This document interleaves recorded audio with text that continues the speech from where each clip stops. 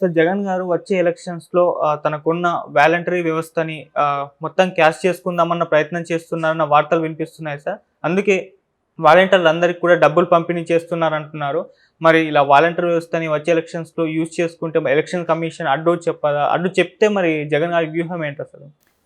Voluntary వ్యవస్థ అనేది అత్యంత కాంట్రోవర్సీ సిస్టమ్ అది. ముందు నుంచి కూడా జగన్ మీద విమర్శలు ఉన్నాయి. అవును. అంటే జగన్ వాలంటరీ వ్యవస్థ పెట్టడమే చాలా ముందు చూపుతో ప్లాన్ చేసుకొని ఎన్నికలుగా టైంకి వీళ్ళు తనకు ఉపయోగపడతారు, లోకల్గా విలేజెస్ మీద ప్రతి ఇంటి మీద గ్రిప్ వచ్చే విధంగా ఒక ప్లాన్ చేశాడు. ఇది ఖతర్నాక్ ప్లాను అనేది చాలామంది చెప్పారు. నిజంగా కూడా అది డబుల్ ఎడ్జెడ్ వెపన్ లాగా. నిజంగా ప్రజలకు అది హెల్ప్ అయిందా? ఖచ్చితంగా హెల్ప్ అయింది. ఎందుకంటే అంతకుముందు ఉన్న వీళ్ళు చెప్తున్న స్థానిక స్వపరిపాలన ఇవన్నీ రికార్డులు బాగానే ఉంటాయి, కానీ గ్రామ స్థాయిలో సర్పంచులు కానీ వార్డు మెంబర్లు కానీ వాళ్ళు పనిచేసే విధానం కానీ అదంతా క్లియర్గా లేదు. సో అంటే గ్రామాల్లో ఇంతకుముందు మనం చూసాము, క్యూలు ఉండేవి పెన్షన్కి, ముసలోళ్ళు వచ్చి నిలబడేవాళ్ళు, ఇటువంటి ఇబ్బందులు ఉన్నాయి. దీనంతా జగన్ గమనించాడు. ముఖ్యంగా పాదయాత్రలో అతనికి గ్రామాల స్థాయిలో ఏ సమస్యలు ఉన్నాయి క్షుణ్ణంగా అర్థమైనాయి. సో దాంతో అతను ఏం చేశాడంటే, ఇటు ప్రజలకి హెల్ప్ అవ్వాలి, మనకు కూడా ఆ సిస్టమ్ పనికి రావాలి అన్న పద్ధతిలో ఒక డిజైన్ చేశాడు. అదే వాలంటీర్ వ్యవస్థ, సచివాలయ వ్యవస్థ. సో దీని ప్రకారం ఏంటంటే ప్రతి 50 ఇండ్లకు ఒక వాలంటీర్ని పెట్టాడు. వాళ్ళని వాలంటీర్ అని ఎందుకు పేరు పెట్టాడంటే, వాళ్ళకి ఉద్యోగులు అంటే జీతం ఎక్కువ ఇవ్వాల్సి వస్తుంది. వాలంటీర్ అంటే అసలు జీతం ఇవ్వాల్సిన పని లేదు, కానీ గౌరవంగా ఒక 5,000 ఇస్తున్నారు. అలాగా 2,55,000 మందికి పైనగా వాలంటీర్లు పెట్టారు. ఇందులో అమ్మాయిలు అబ్బాయిలను ఇద్దరిని తీసుకున్నారు. ప్రధానంగా వీళ్ళు వైసీపీ కార్యకర్తలే అనేది అందరూ చెప్పే మాట. సో వీళ్ళని పెట్టుకున్నాక నిజంగా ప్రజలకు మంచి జరిగిందా దీనివల్ల అంటే చాలా వరకు మంచి జరిగింది. ఎందుకంటే ముఖ్యంగా ముసలి వాళ్ళకి పెన్షన్ ఎవరి ఫస్ట్కంతా వాళ్ళ ఇండ్లకి తీసుకెళ్ళి వెళ్ళడం, కరోనా టైంలో వరదల టైంలో విజువల్స్ కూడా వచ్చాయి, ఎక్కడో వాళ్ళు చిక్కుకుపోయింటే కూడా నీళ్ళల్లో పోయి వెళ్ళి ఇవ్వడం. అట్లాగే కరోనా టైంలో మెడిసిన్స్ని అందజేయడం, వాళ్ళ కిట్లు తీసుకెళ్ళి టెస్టులు చేయించడం, ఇవన్నీ. ఎందుకంటే ప్రతి 50 ఇళ్ళకి ఒక వాలంటీర్ ఉంటే ఆ 50 ఇళ్లలో ఏ రకమైన ఇష్యూస్ ఉంటాయి అన్నీ కూడా వాళ్ళకి తెలుసుంటుంది. సో దాదాపు 500-600 రకాల సేవల్ని వీళ్ళు వాలంటీర్లు అందించారనేది చెబుతున్నారు. అందువల్ల ప్రజల్లో కూడా తీవ్రమైన వ్యతిరేకత ఎక్కడ వీళ్ళ మీద రాకపోవడానికి ఇంత తెలుగుదేశం, జనసేన తీవ్రమైన ఆరోపణలు చేసింది. పవన్ కళ్యాణ్ ఒక స్టెప్ ముందుకెళ్ళి అసలు అమ్మాయిల్ని వీళ్ళు అమ్మేస్తున్నారు, అమ్మాయిల ట్రాఫికింగ్కి వాలంటీర్ల ప్రధాన కారణము, 30,000 మందికి పైన అమ్మాయిల ట్రాఫికింగ్ జరిగిపోయింది, ఇవన్నీ చెప్పినా కూడా ప్రజల్లో వాలంటీర్ల మీద పెద్ద వ్యతిరేకత రాకపోవడానికి ప్రధాన కారణం ఏంటంటే ఆ సిస్టంలో వాళ్ళకి హెల్ప్ జరుగుతుంది. నేను చాలాసార్లు మా మదర్ ఎక్స్పీరియన్స్ చెప్తున్నాము. ఒంటరిగా ఉంటారు, అలాగా ఊర్లో ఒంటరిగా ఉన్నప్పుడు వాళ్ళకి రకరకాల సేవలు వీళ్ళు వెళ్ళి తిరగలేరు.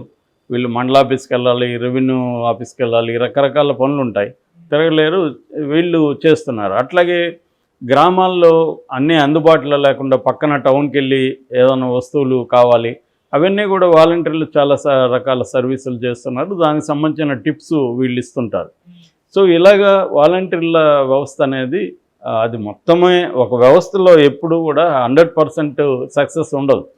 ఖచ్చితంగా దాంట్లో ఒక 10% ఇబ్బందులు ఉండొచ్చు. వాలంటీర్లు కూడా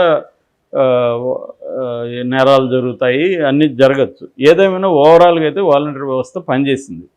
సో ఈ క్రమంలో అతను పెట్టిన ప్రధాన ఉద్దేశం ఏంటి, ఎన్నికలకి మనకు పనికి రావాలనేది. సో అది ఇప్పుడు నెరవేర్చడానికి జగన్ పావులు కదుపుతున్నట్టుగా తెలుగుదేశం మీడియా రాస్తున్నారు. వాళ్ళు చెప్పిన దాని ప్రకారం ఏంటంటే, మామూలుగా వాలంటీర్లకి ఎవ్రీ ఇయర్ కొన్ని ప్రైజెస్ ఇస్తారనమాట.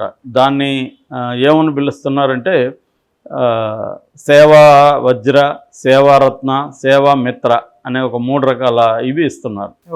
ఇంతకుముందు ఈ సేవా వజ్రకి 30,000 ఇచ్చేవాళ్ళు, ఇప్పుడు 60,000 చేశారు, దాన్ని డబుల్ చేశారు. అట్లాగే ఈ సేవా వజ్ర వచ్చి 875 మందికి ఇస్తున్నారు.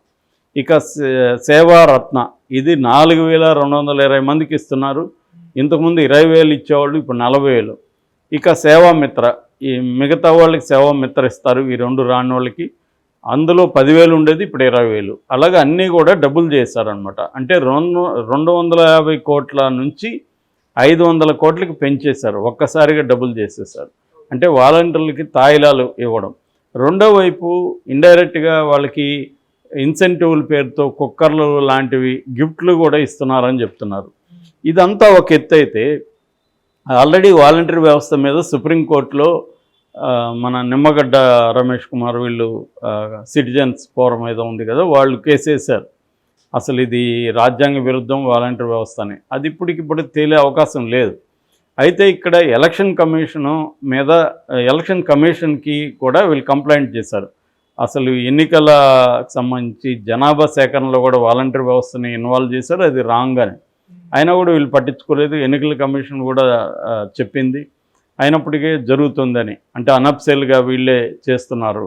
ఇప్పుడు కుల గణన ఉంది కదా, కుల జనాభాని లెక్కించడం, దానికి సంబంధించి కూడా వాలంటీర్లే అక్కడ ప్రధానంగా పాత్ర వహిస్తారని విమర్శలు ఉన్నాయి.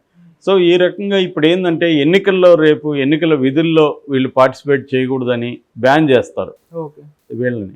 అందుకని వైసీపీ ప్రభుత్వం తెలివిగా ముందే ఏం చేస్తుందంటే 2 ఏళ్ల పాటు వీళ్ళ ఉద్యోగాల్ని టెంపరీగా తీసేస్తుంది. టెంపరీగా తీసేసి వీళ్ళని ఫుల్ టైం వైసీపీ కార్యకర్తలుగా మార్చేసి వీళ్ళకి 15,000 నుంచి 20,000 వరకు ఒక్కొక్కరికి జీతం ఇస్తారు. దాంతో వీళ్ళందరూ కూడా వాలంటీర్ అనే దీని నుంచి వైసీపీ కార్యకర్తలు ఫుల్ టైమ్గా మారిపోయి ఈ 50 ఏళ్లలో వీళ్ళకి పట్టుంటుంది కాబట్టి 50 ఏళ్లలో వీళ్ళు ఎవరికి ఓట్లు వేస్తారు ఏంటి అన్నీ ఆల్రెడీ ఆ డేటా అంతా కూడా వైసీపీ హెడ్ క్వార్టర్స్కి వెళ్ళిపోయింది. అందువల్ల ప్రతి గ్రామంలో, ప్రతి వార్డులో, ప్రతి పట్టణంలో, ప్రతి ఏరియాలో ఎవరికి ఓట్లు వేయబోతున్నారు అనేది కూడా వాళ్ళకి డేటా వాళ్ళ దగ్గర ఉంది. దీన్ని ఎలా మ్యానిపులేట్ చేయాలి, మనకు ఓట్లు వేసే వాళ్ళని ఎలా ఓట్లు వేయించాలి, ఎందుకంటే కొంతమంది బద్ధకంతోనో ఇంకొక కారణంతోనో ఓట్లు వేయలేకుండా ఉండొచ్చు. అలాంటి వాళ్ళని 100% వేయించే విధంగా చూసుకునే బాధ్యత ఈ వాలంటీర్లది.